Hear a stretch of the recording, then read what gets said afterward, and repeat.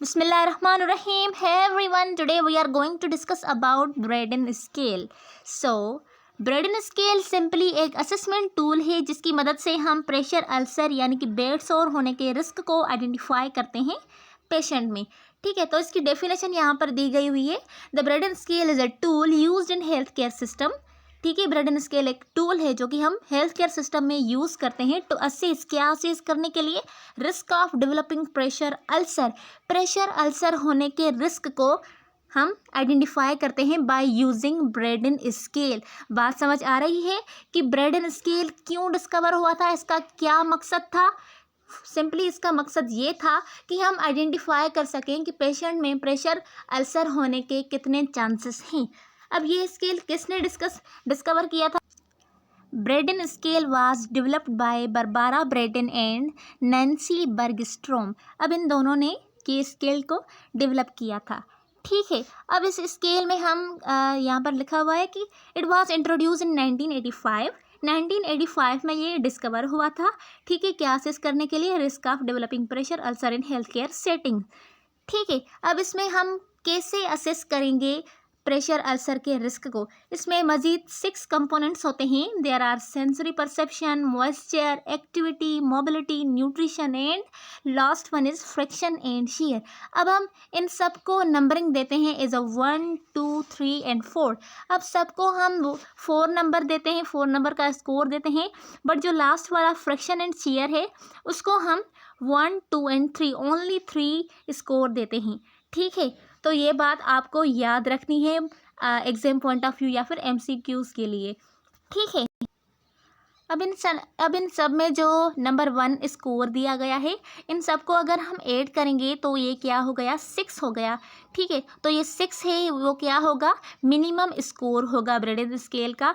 और जो लास्ट में इनकी स्कोरिंग हुई है 4, तो हम 4 को अगर ऐड करेंगे तो 4, 5 दैट 20, और 20 में अगर हम 3 को ऐड करेंगे तो ये हो गया 23। तो अगर एग्जाम में आपका MCQs में क्वेश्चन आ रहा है कि इसका मैक्सिमम वैल्यू क्या हो सकता है, तो वो होगा सिंपली 23।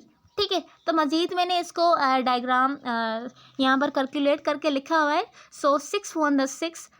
ठीक है, और 5 बार हमने 4 को ऐड किया है और लास्ट में हमने 3 को ऐड किया है, तो जो कि क्या बन गया 23, which is maximum value.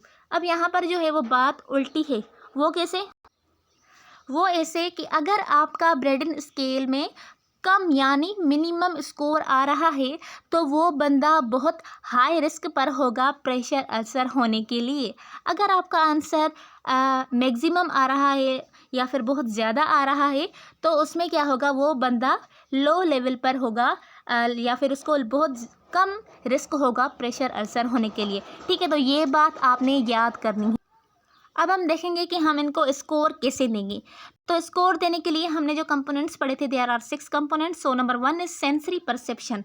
Sensory perception में हम असेस करेंगे इंडिविजुअल की एबिलिटी को कि वो आइदर रेस्पॉन्ड कर रहा है किसी प्रेशर या फिर किसी डिस्कम्फर्ट को रिस्पॉन्ड कर रहा है या नहीं कर रहा। अब इसकी स्कोरिंग होगी 1 से 4 तक। अगर 1 है तो कम्प्लीटली इम्पेयर्ड, मीन्स वो हर चीज़ के लिए रिस्पॉन्ड नहीं कर रहा, किसी चीज़ के लिए भी नहीं कर रहा। लेकिन अगर इसको हम अगर 4 का स्कोर दे रहे हैं तो इसका हो गया नो इम्पेयरमेंट, मीन्स ये हर चीज़ को दे रहा है, रिस्पॉन्ड कर रहा है।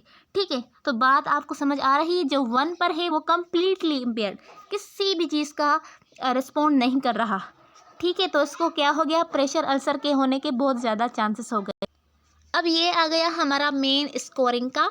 ठीक है, तो कौन से कैरेक्टरिस्टिक को देखकर हमने स्कोर देना है पेशेंट को। सो हमने स्कोर 1 किसको देना है, जो कि कम्प्लीटली लिमिटेड है, मीन्स किसी भी किस्म को या फिर प्रेशर यानी डिस्कम्फर्ट को रेस्पॉन्ड नहीं कर रहा, तो उसको हम स्कोर 1 देंगे। और नंबर 2 पर है हम स्कोर 2 किसको देंगे, जो कि वेरी लिमिटेड है, उससे थोड़ा मीन्स थोड़ा बहुत जो है ना, बिल्कुल थोड़ा बहुत वो रेस्पॉन्ड करेगा किसी भी प्रेशर से।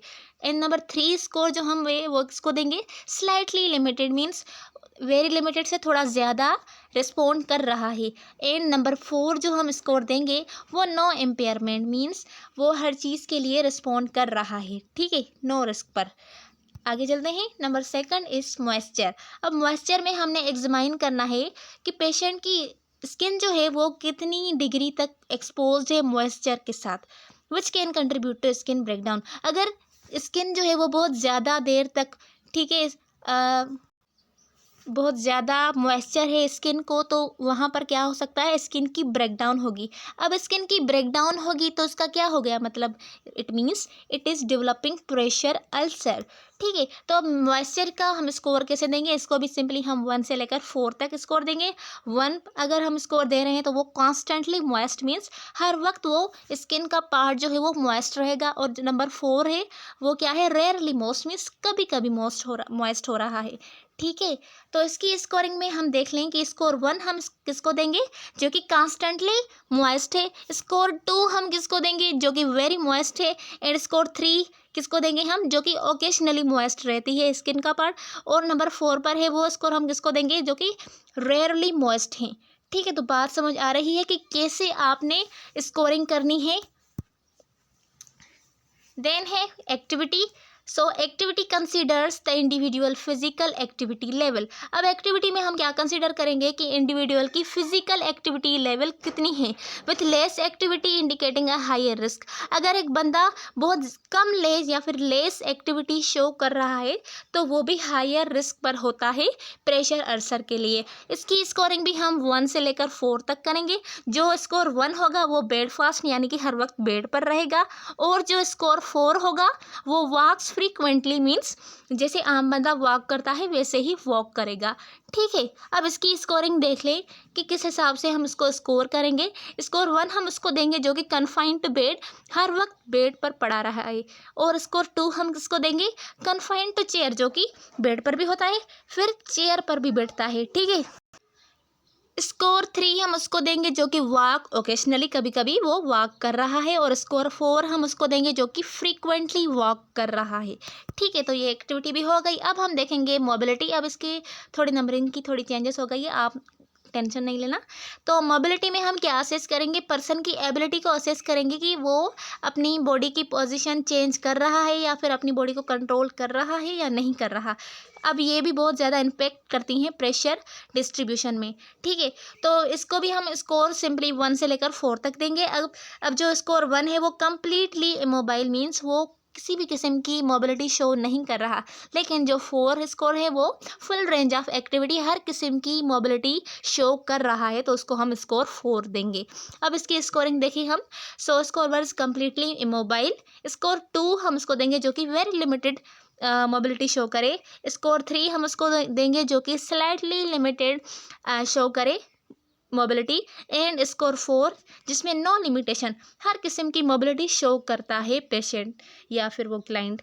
ठीक है, होप कि आपको स्कोरिंग देना बहुत अच्छे से आ गया होगा अब तक। सो अब है न्यूट्रिशन। अब न्यूट्रिशन में हम एवेल्यूएट करेंगे इंडिविजुअल का न्यूट्रिशनल स्टेटस।